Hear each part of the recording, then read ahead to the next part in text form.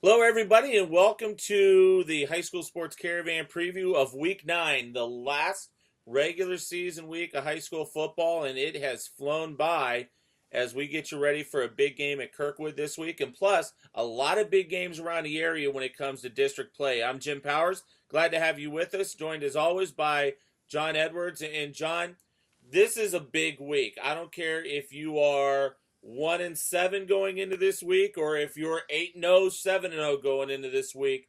It's all about district seeding, and we'll get to that here in a little bit, but a lot of very important games on the docket.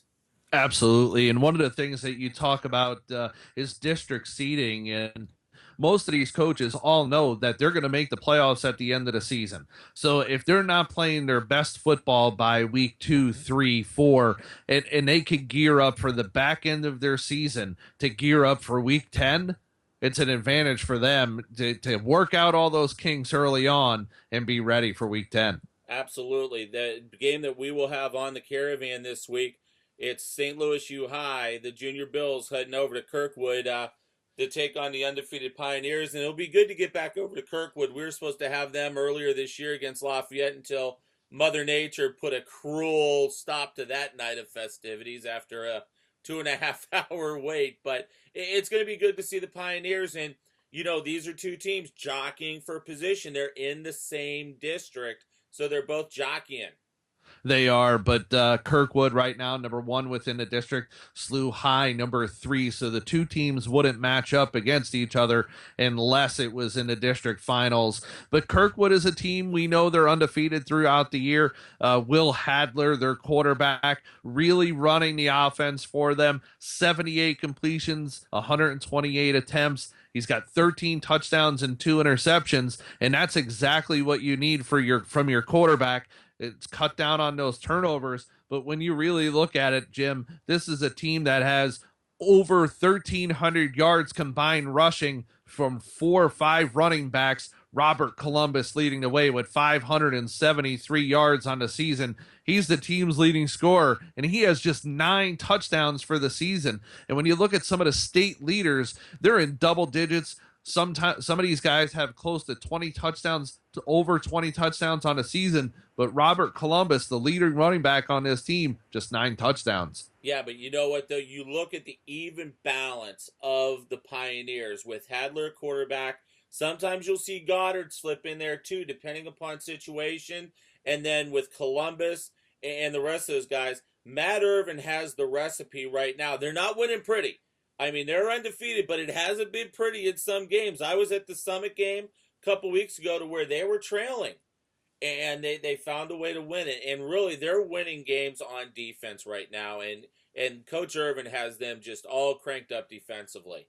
Absolutely, and they're very balanced on the defensive side of things. J.C. Cherry, Jason Rush, some of the leaders for this defense, and they're a team that it's a team. They're not. You don't see this team like some teams, just a one-trick pony. This is a team that plays it as a team. They don't call themselves, the class of 2014. No. They call themselves team whatever 134 135 or whatever it is this season, but this is a team, and they really build the team concept at Kirkwood High School unlike some of the other schools in the area. Yeah, this year Team 116 is primed and ready. And then you look at the other side. Gary Kornfeld and the Junior Bills quietly putting together a solid year.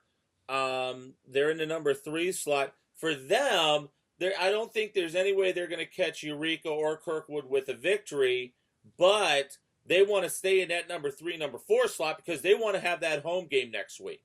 Yeah, they do, and they're led by their quarterback Mitchell Batchlet. 58% on the completion side of things, 8 touchdowns, 4 interceptions. But they're a team, Jim, that runs the football. And it's a team that has Andre Colvin, who's averaging 6.5 yards a carry, 7 touchdowns on the season.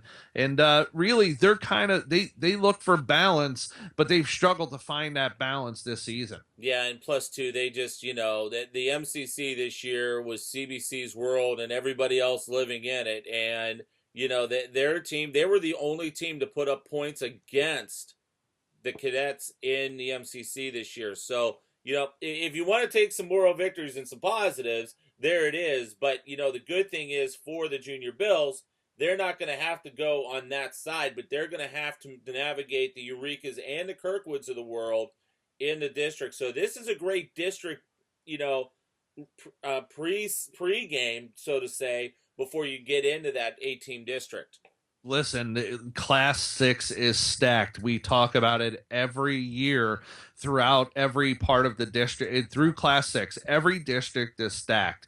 But if you look at District 2 and Class 6, it doesn't get any better for the St. Louis area when you get CBC at 8-0, you get Hazelwood Central at 8-0, and if you drop down to District 3, you have Howell that's 8-0. And then if you look at Howell, they have that crossover in the next round. If they get out of their district, they'd have to play Rockhurst, who's 7-1 on the season. They get Jeff City for the last game of the season.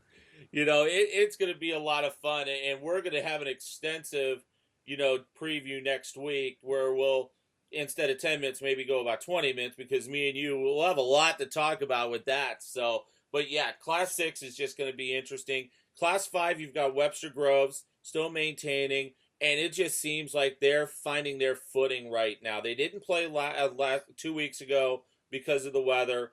Great game last week by Robinson. Cam Hilton's finding his stride. Boy, is this Webster team starting to round into shape, and they're in the catbird seat in their district.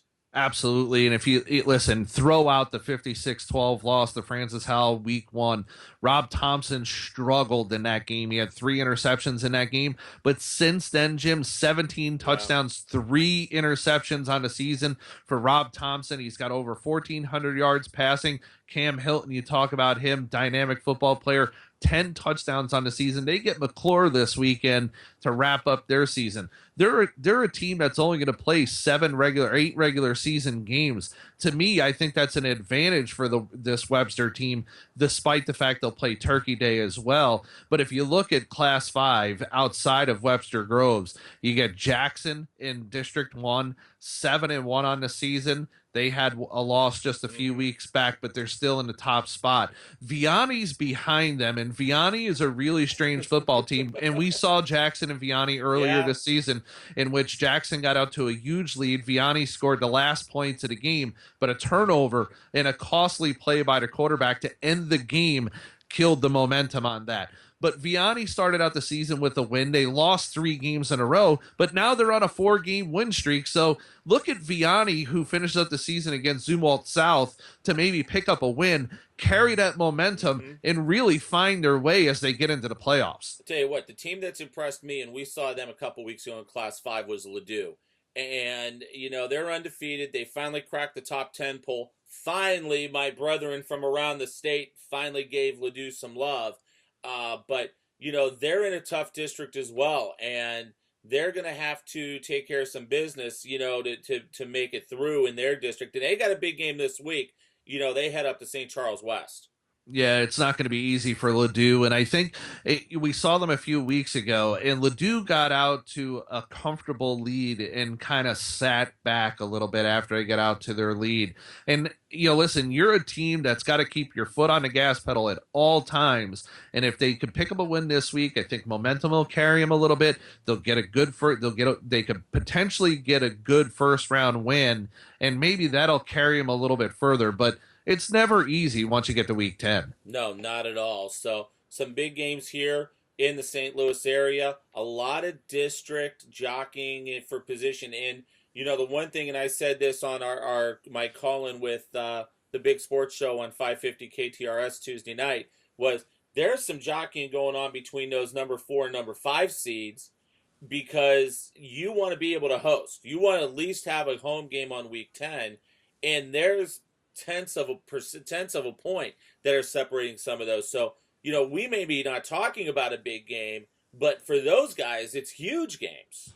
Absolutely. But, hey, we talked about some of the other districts, Class 6, Class 5, but I don't want to leave out Class 4. I want to give Class 4 some love. I want to give Class 3 some love this week, too. I was going to go to Class 4 with you here in a second with Westminster and Borgia playing. I was going one further on this. I was giving Afton some love. Oh, absolutely. Because you know what, we saw Afton in the Jamboree at Lutheran South.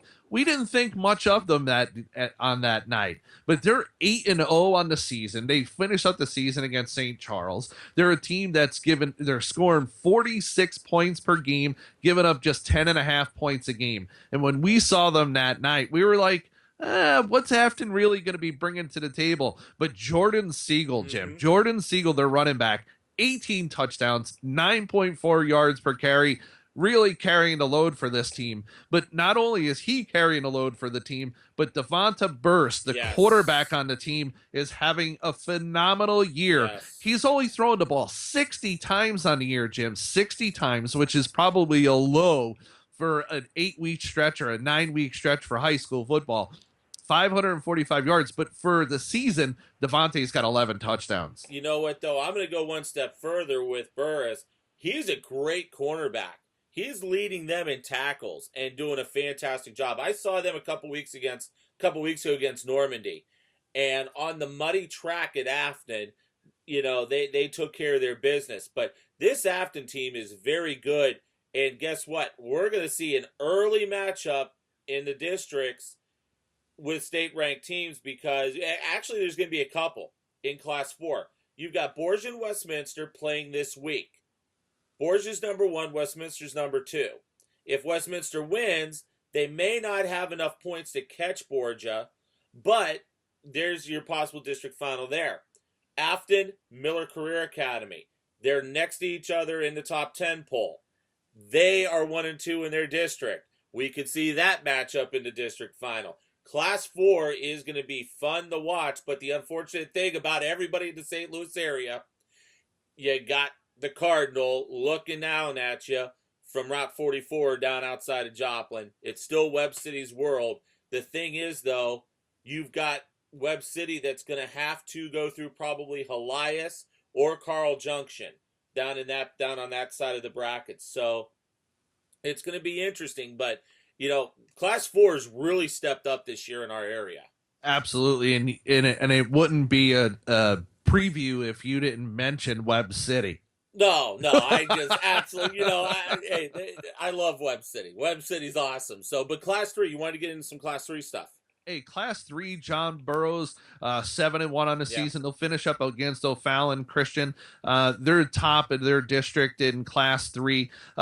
42 points a game, 17 points against. Good numbers for John Burroughs, a team that a couple years was the top team in Class 3, kind of fell off the radar a little bit over the last couple of years. John Moulton, their running back, 9.3 yards per carry. He's got over 1,300 yards rushing, 18 touchdowns. Trey Moore, their quarterback, 53% on the completion side of things, 1,240 yards, but 20 touchdowns and 5 interceptions. And they got Chris Booker, their wide receiver, 448 yards. He's at about 13.6 on the reception, 5 TDs. A little bit of balance from John Burroughs versus what you've seen over with them in the last couple of years, where it's been a very run-heavy kind of team, but a little bit more balance for Burroughs this year as they move into the Class 3 playoffs. Absolutely, and it's going to be a lot of fun. And then obviously in Class 2, you got Lutheran North and Brentwood. They're in the same district. They're going to butt heads, and a great year for Brentwood. John, it's going to be a fantastic week. You, Mike Richter, will have the call from over at Kirkwood tomorrow night. I will actually be there as well. The prep zone for Fox 2, we'll be doing our live shots from Kirkwood tomorrow night, so we'll have the gang back together at the Wood tomorrow. Looking forward to it, and I got my fingers crossed that we actually get this game in with no weather delays. Mother Nature, I think, is going to be nice. So I think we're all right, brother. Hey, thanks so much, and we'll talk to you tomorrow night over at Kirkwood. Sounds good, buddy. I'll talk to you tomorrow. John Edwards, Mike Richter, and the crew will have Kirkwood hosting St. Louis U High tomorrow night. I will be there with the Fox 2 prep zone at 10:20, so make sure you tune us all in. And also make sure you check out the website. All the districts' results, all the district standings are on our website, www.highschoolsportscaravan.com. For John Edwards, I'm Jim Powers. Glad that you stopped by, and we will talk to you next week with our extended playoff preview next week at this time. Thanks so much.